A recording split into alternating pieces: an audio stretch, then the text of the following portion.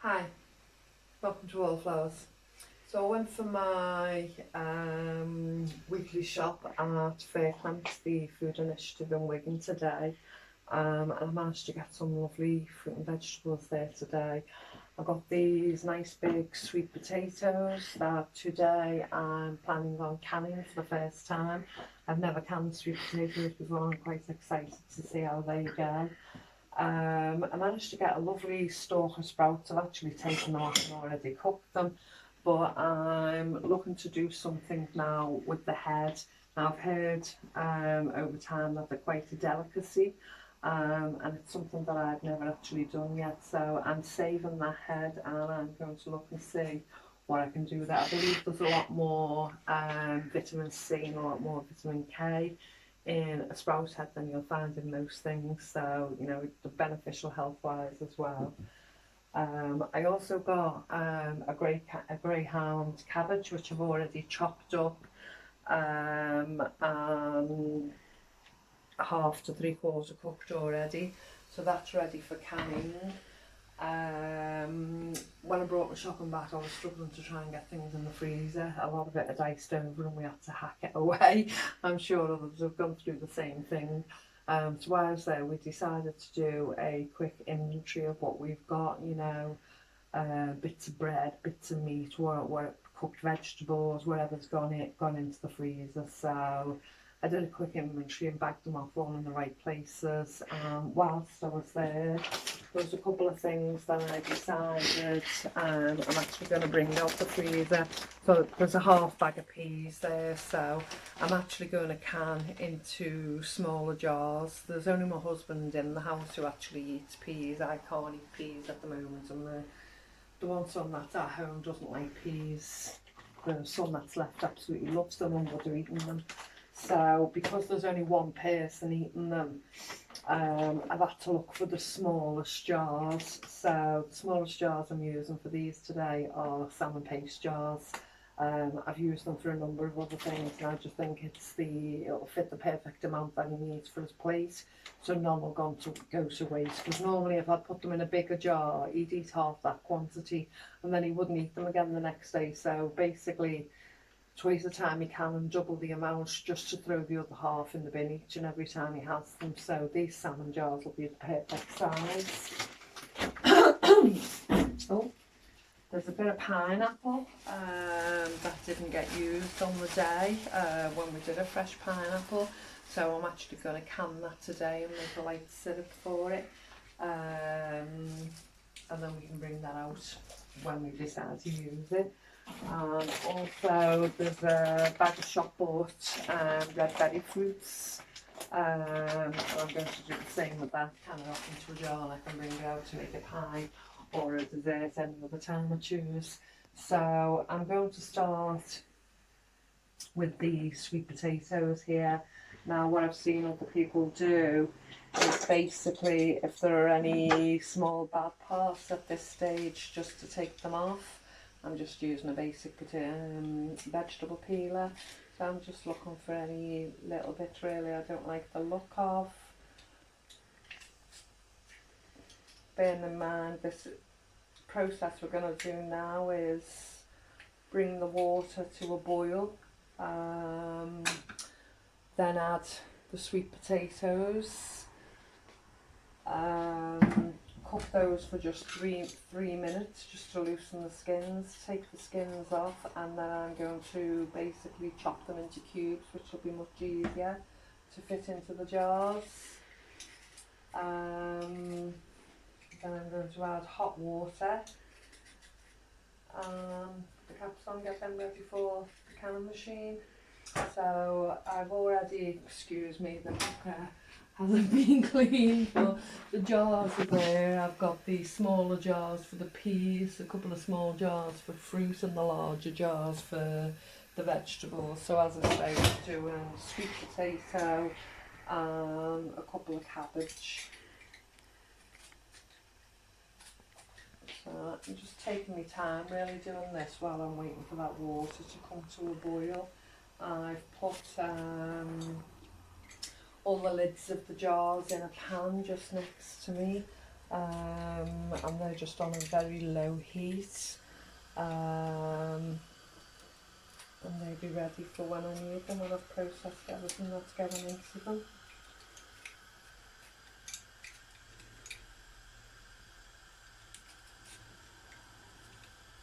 Some bits of the skin you just take off if you don't like the look of it. You're going to peel it again in a minute anyway, but just gives you a chance to get to the bits you don't like. And of course everything goes in the compost. But yeah, that's where I'm up to so far. I'll come back and show you the next step. Okay, so I've just lifted 2 of the jars out of the oven so I can start filling with the cabbage.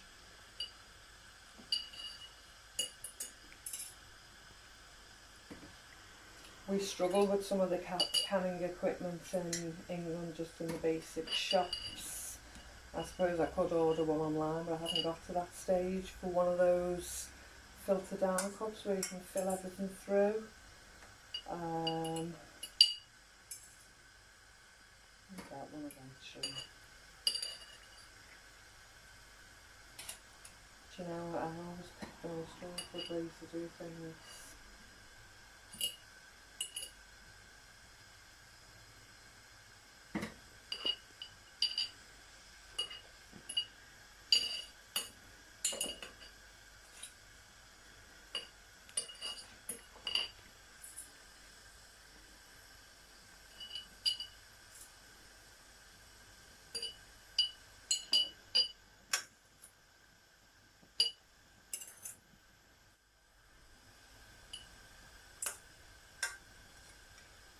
I can't get enough of cabbage at the moment.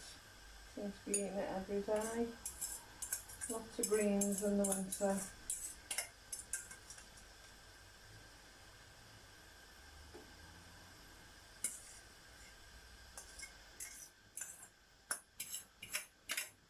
One of my friends commented, you always buy the light cabbages instead of the dark green ones, and I hadn't even thought about it like that before, but yeah, I think I like a white cabbage rather than a dark green. Even though I do like the kales and everything, I think when it comes to a cabbage I actually like the white of the cabbage. So I might have done that wrong. I think I might have to take some out and put it in the other jar. I might just get one jar out of this actually.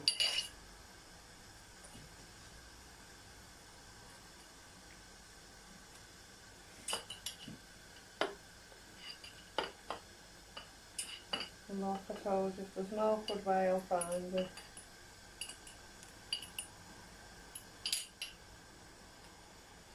But it's part of the learning curve. This is what we do. You make a mess.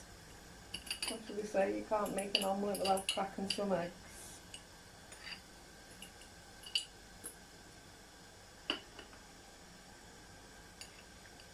I joined a new group on social media today called Rebel Cannon. I just thought it was absolutely amazing, so I can learn new tricks as I go along. I'm not a one to always follow all the guidelines and do what I'm told, so a canning rebel version of anything suits me. So I'll just fill that with hot water.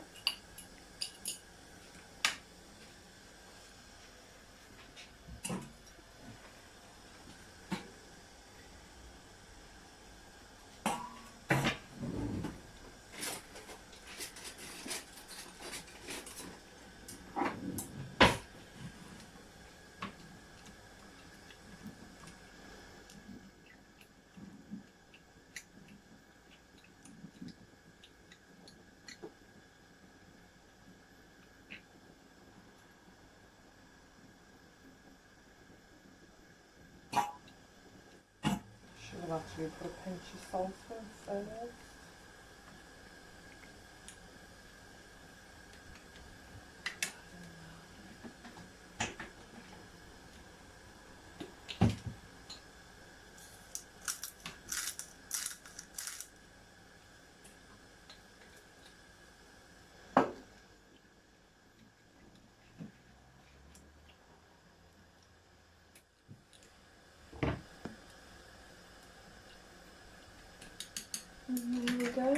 is ready.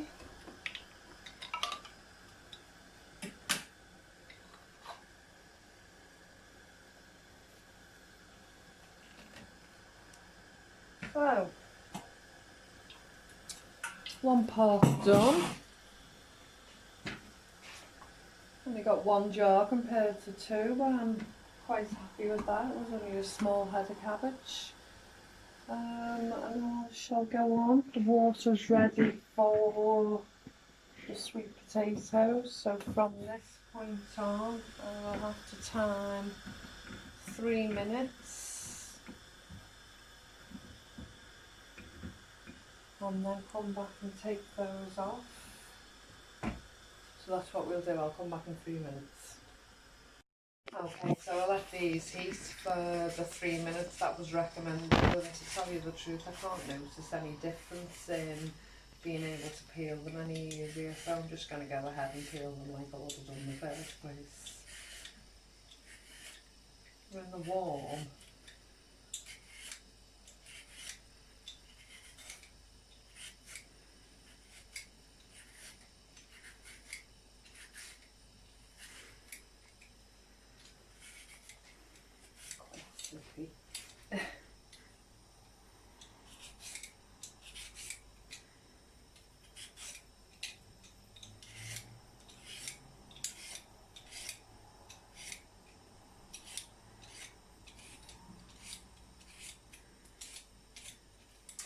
So whilst I was waiting for these for the 3 minutes,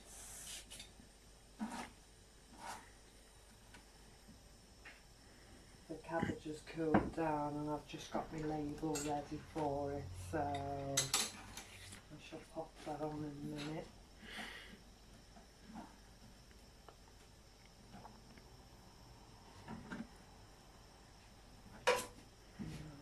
This. Chop it in half.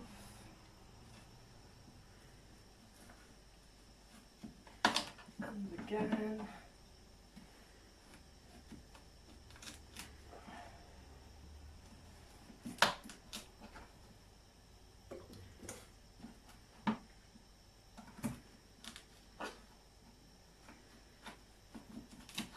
You can see what I'm doing here, so I'll do that with the next 3 and then I'll come back and show you the rest.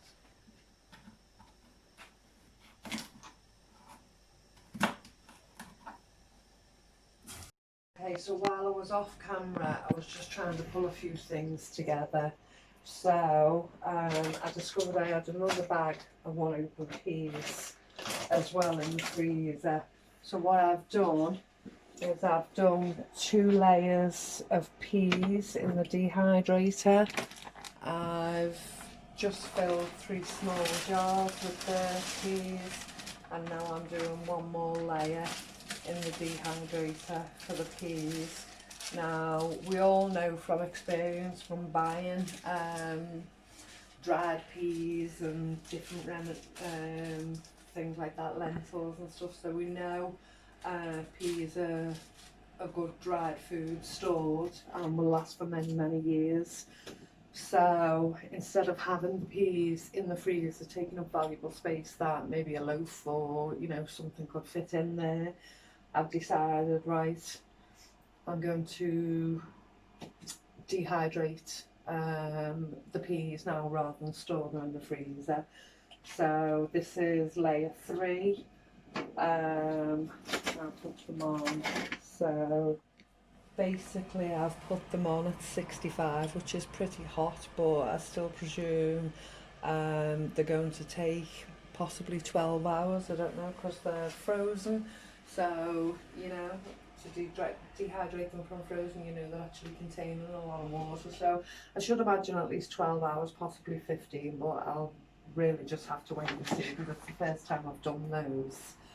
I was also cooking some carrots and some sprouts. As I said earlier, I haven't found a good canning recipe for sprouts yet. These are for the freezer just to use during the week. With the red fruit from the freezer. I've literally let them thaw out slightly, then I've put them in a heated jar, added a little bit of water, and that's ready now. I haven't sweetened it in any way, and that's ready for me to use whichever way I'd like to. There was more of the pineapple left in the bag than I thought there would be, so that was just a chopped up fresh pineapple that we stored. So I've filled this little jar and I've added some to this, to the red berry mix. The peas, as I say, I've done for my husband, and each one of them is a portion enough for his plate. And the jar of cabbage we did earlier, that's already trying to seal. Look, it's already sealed. So I'll have to take that off, vinegar the cap, and they'll all be going in the canner. So the stage I'm up to now is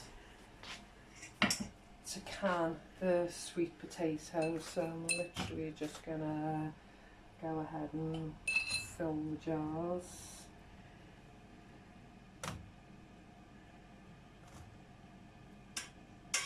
These actually smell gorgeous now, watching smelling them.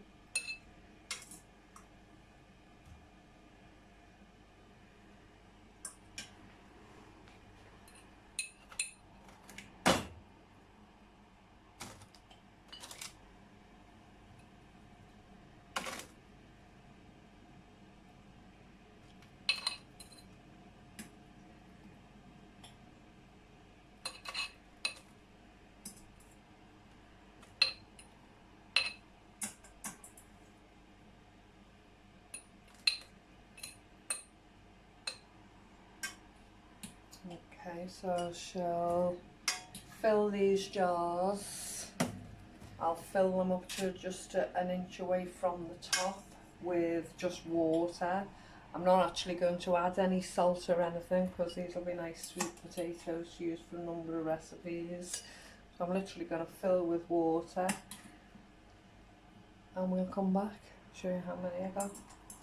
Okay, so everything's jarred up. And as I say, I haven't added any sugar or any salt to any of them, so I'm just going to put some vinegar on the tissue and clean around the jar edges.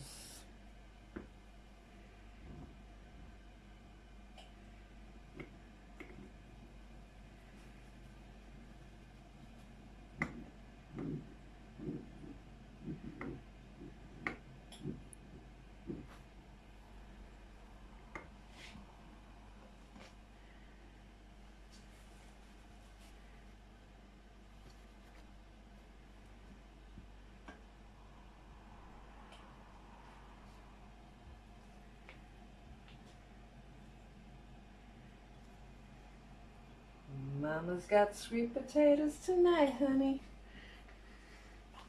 Well, I'm quite happy with this little lot.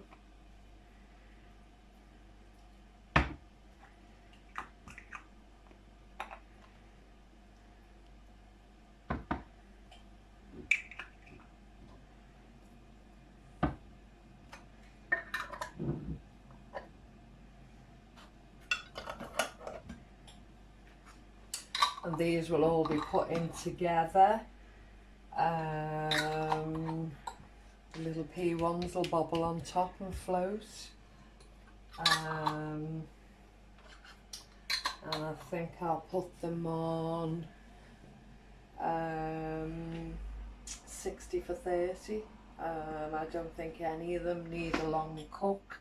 I don't think any of them need 100-degree temperatures, so I think I'm going to put them on 60 for 30 and see how they turn out.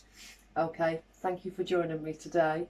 I hope you're either canning in the oven, which you can do. Basically, you just do it like the jam jar method we were taught when we were younger at school. Make or process your cabbage or what you're using the same way. Heat your lids up in some water. I heated the jars up in the oven anyway. Put your topping in, clean your tops, put your tops back in, put them back in the oven, same kind of temperatures I'm talking, 60 degrees for 30 minutes, take them out. When you take them out, stand your jar upside down for about 5 to 10 minutes, and then get your jar the right way. Debubble it, make sure you always debubble it before you put the lid on, because you don't want any bacteria patches inside. But yeah, don't be put off because you can't think you can't do it because you haven't got a canner. Save up for that canner, plan, do whatever you can do, but experiment for what you can do in the oven. We've done it in England for years and done different things in the oven. Have a go. Something that's surplus, just try with, you know, some peas, or, you know, something that's not too expensive, that, you know, it's not going to be too upsetting if you lose it. And then get a bit adventurous and try what you can. Okay, I'm trying to encourage everyone to do it. I'm a bit excited because I'm doing it, but as I say, thank you for joining me, and I'll see you soon.